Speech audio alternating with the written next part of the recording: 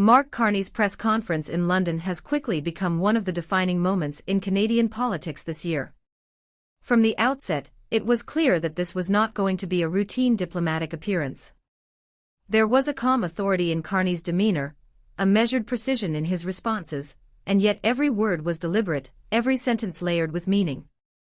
Observers might describe it as fiery, but the intensity came not from anger or theatrics, but from clarity, conviction, and unshakable calm. It was a masterclass in communicating strength without aggression.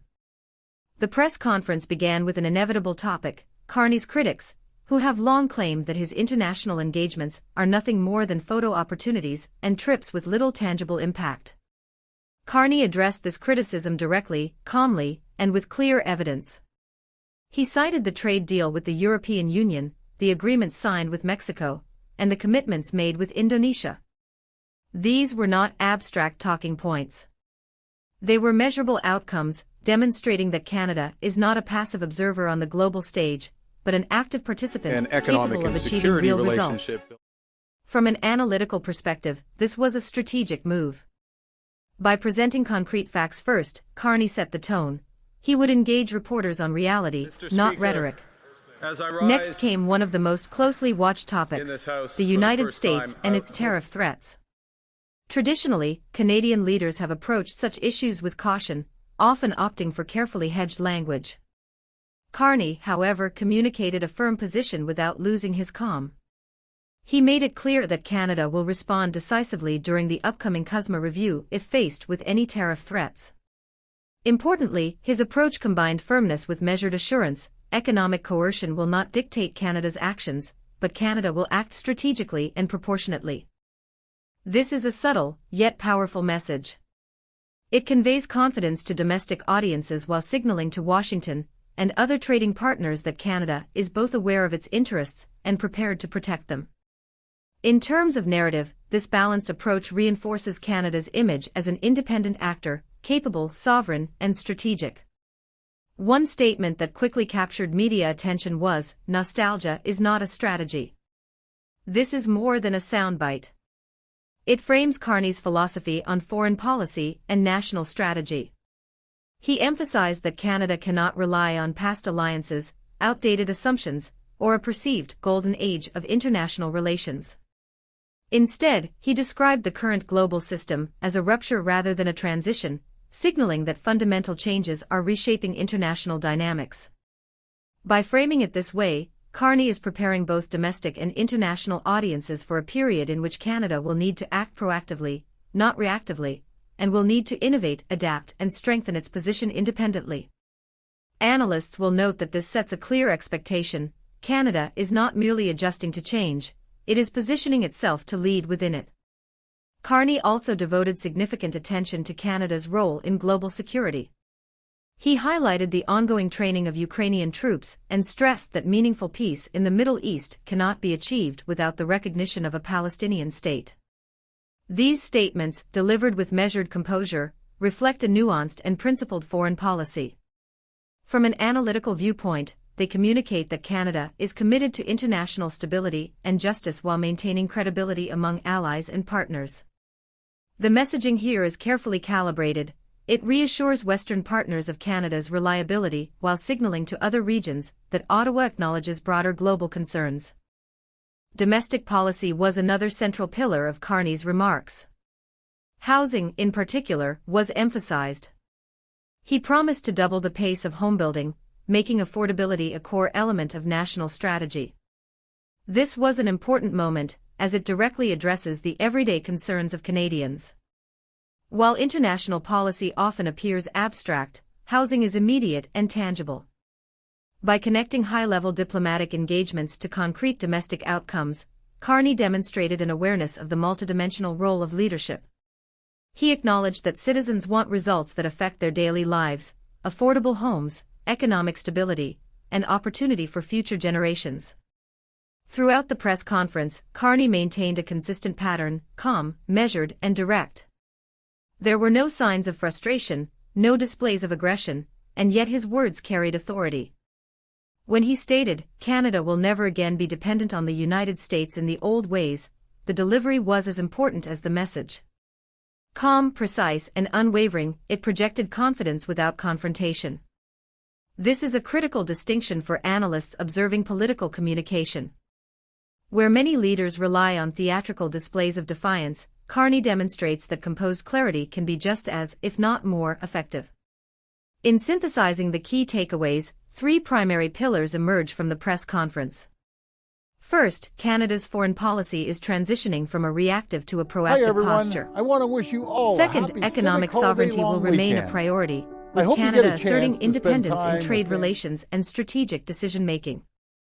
Third, domestic concerns, particularly housing and affordability, are being elevated to central priorities, reflecting a holistic approach to governance that balances global engagement with local responsibility. The broader impact of this press conference extends beyond immediate headlines. Carney successfully shifted the narrative, presenting a vision of Canada that is confident, independent, and forward-looking.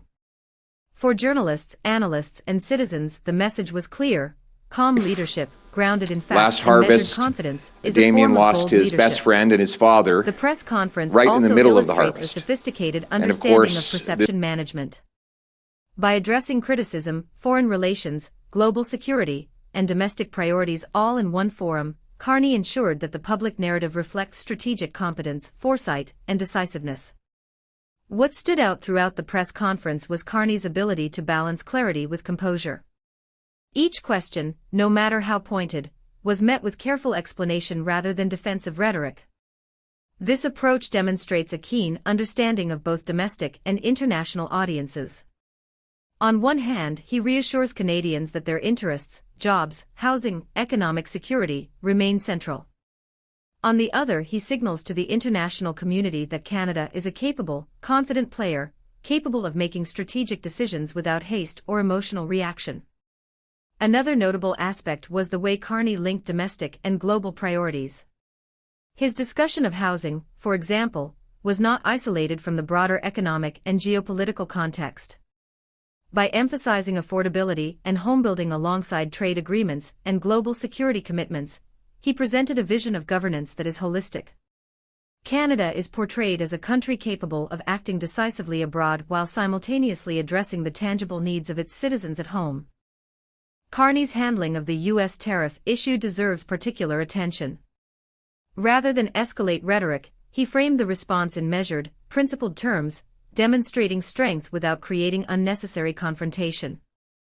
This communicates a subtle but important message: Canada's sovereignty is non-negotiable, yet its approach is strategic, calculated, and deliberate. Analysts will note that this reinforces Canada's long-term credibility, showing that firmness and diplomacy are not mutually exclusive. Finally, the overarching theme of this press conference can be summarized as calm authority. Carney consistently projected confidence, reinforced by facts, data, and a clearly articulated vision. For observers, it provides an example of how neutral, analytical communication can be highly effective in shaping both public perception and international understanding. Canada, as depicted in this moment, emerges as thoughtful, measured, and prepared, a country ready to chart its own course while engaging responsibly with the world. In conclusion, Mark Carney's London press conference serves as a case study in modern political communication. Calm yet firm, measured yet authoritative, his approach reinforces the idea that leadership is not defined by theatricality but by clarity, conviction, and the ability to navigate complex challenges with composure. Canada's path forward, as articulated in this event, emphasizes sovereignty, global engagement, and domestic stability. For analysts and observers, the takeaway is unambiguous: confident, calm, and well-articulated leadership can resonate powerfully, even in the most scrutinized settings. Carney's message is simple, yet profound: Canada is capable of charting its own course, shaping its destiny, and leading with both principle and pragmatism in an increasingly complex global landscape. In the end, Carney's London press conference serves as a clear reminder that true leadership is defined by clarity, calm, and conviction.